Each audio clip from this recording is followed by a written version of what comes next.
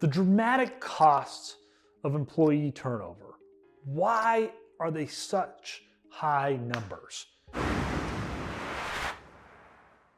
You often see numbers something like 1 to 2.5 times an employee's annual salary. And we just accept that as the number. I'm not saying it's wrong, but what's always bothered me about these numbers is why? How? How could it possibly be so much? How do you hire a $50,000 a year person, have them work for you for 3 months, them burn out or fall out or have to be let go for behavioral problems or other reasons, and that costs you $50,000? It doesn't make a lot of sense when you start to think about it. But if you really start to break down the hard and soft costs and you put them into logical buckets and start to calculate those and start to apply the real effect that it's having on your business, many times the number does come back to that 1 to 2.5 times annual salary. Through the next series of videos, I'm really gonna break that down for us and help people understand how to figure out what the actual number is for their organizations, which is the starting point for trying to figure out how you're gonna solve this problem. If you can't quantify it, if you can't measure it, can't track it, then it becomes very difficult to create strategic plans based on specific, measurable, actionable, realistic, and time-bound activities to begin to lower the turnover and see the measurable outcome that it has on the top and bottom line in your business. So we've created a cost of turnover hiring calculator to support you in this journey. So click below, download that. As you watch this video or come back to this video, as we begin to talk about some of the issues here, start to plug in numbers that are real for your organization. And by the time you're done with this exercise, you'll have a real hard number associated with what it costs you to lose one employee in one job category within your organization. So what reignited this journey for me, this contemplation of what are the actual real costs of turnover in organizations, was a paper Gallup wrote right before the pandemic. I like to use that number because the pandemic numbers are all over the place. As we start to get back to normalcy, I want to use that as our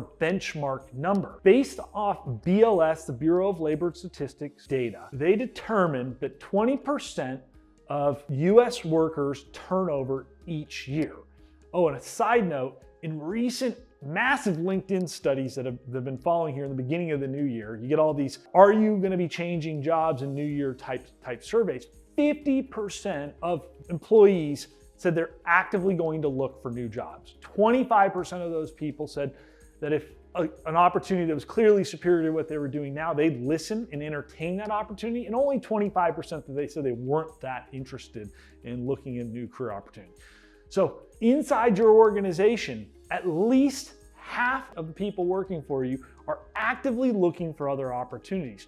These numbers are massive if you start to scale up the size of the organization you're dealing with. But if we just go with the 20% of attrition that a typical average US company goes after, that's 20 out of 100 employees for the typical company. Now, we work with a lot of companies that have large workforces, tens of thousands of frontline workers. So let's break down those numbers because they're quite big and staggering to say the least. Okay, healthcare. Obviously, healthcare's been hammered throughout COVID. Starting to stabilize, starting to get a little bit better. So in 2021, BLS reports that 60% of privately held healthcare systems, workers in those workforces are being turned over. In senior living, one of the most difficult environments, you're seeing a 48% turnover rate. In construction, we're seeing 56% of the workforce turning over. In warehouse and logistics, you're seeing 38% of the non-driver positions turning over annually. Drivers are a staggering 89% turnover rate in 2021. In manufacturing, we're seeing a 49% turnover rate in the workforce. And these can actually be some of the most skilled workers and some of the highest paid out of the group that I just mentioned. So what does this mean for your organization? Let's use a round number of 100, because if you have a 10,000 person company or you have a 10-person company, this gives you a really good way of kind of calculating your costs of turnover. So if you're turning over 50% of your workforce, and many of these jobs that we talked about, they're paying somewhere between, on average, $50,000 to $100,000 a year. The more skilled laborers, they push that $70,000, $80,000, $90,000, $100,000 in construction and manufacturing. Drivers are often making well over $100,000 a year. In the healthcare side of things, in the warehouse and logistics, many of these folks are making in the $40,000 to $70,000 per year. So let's just use a round number of 50. For every 10 employees that you turn over, so that's just a 10% turnover rate, you're looking at somewhere between a $500,000 to over $1 million a year in lost profitability and top line revenue due to turnover. It's a massive problem. So you take that to 50, your typical healthcare facility losing half of their employees, looking at somewhere between 2.5 and $5 million in costs due to that turnover. It's a staggeringly large number. And that's how Gallup came to their $1.1 trillion economic loss for the US economy due to employee turnover and attrition. Decreased productivity is one of the #1 side effects of employee turnover. Every time you lose somebody within the organization, there's an interruption in your business continuity. It forces other people to pick up the slack, resulting in employee burnout, which creates this downward spiral effect within the organization, right? So you hire the wrong person, they come in, they're not a culture fit, they become a problem generator, they're asked to leave shortly into their employment, 1, 2, 6, 3 months on the job. Now you have this down period where somebody has to be recruiting, training, onboarding, and getting that new person up to speed.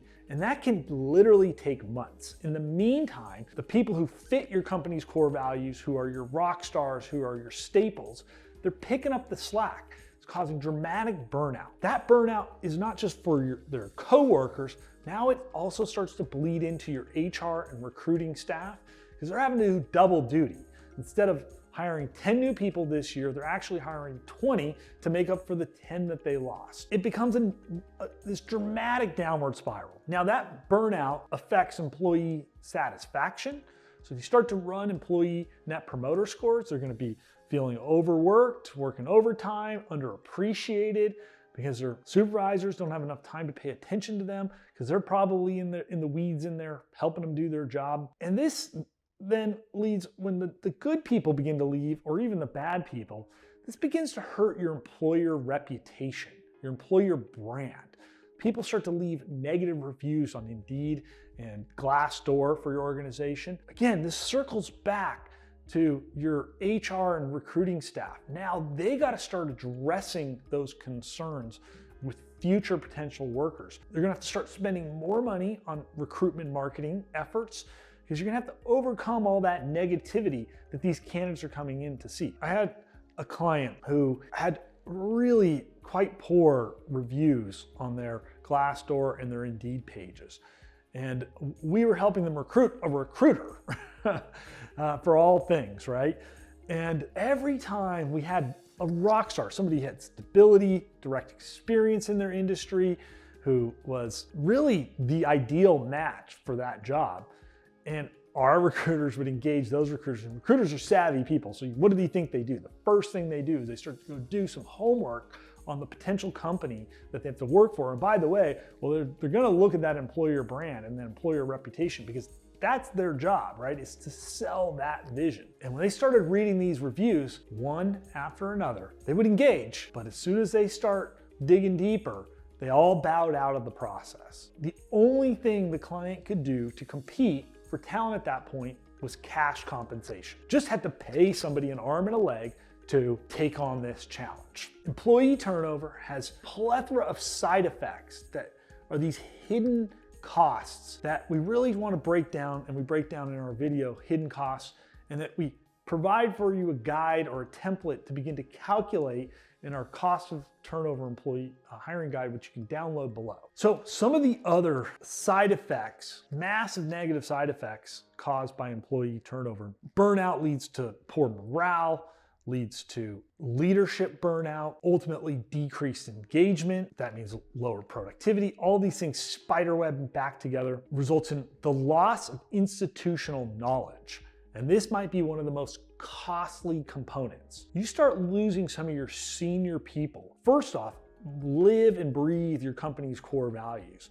But secondly, they understand not just the why, but the how the organization gets things done.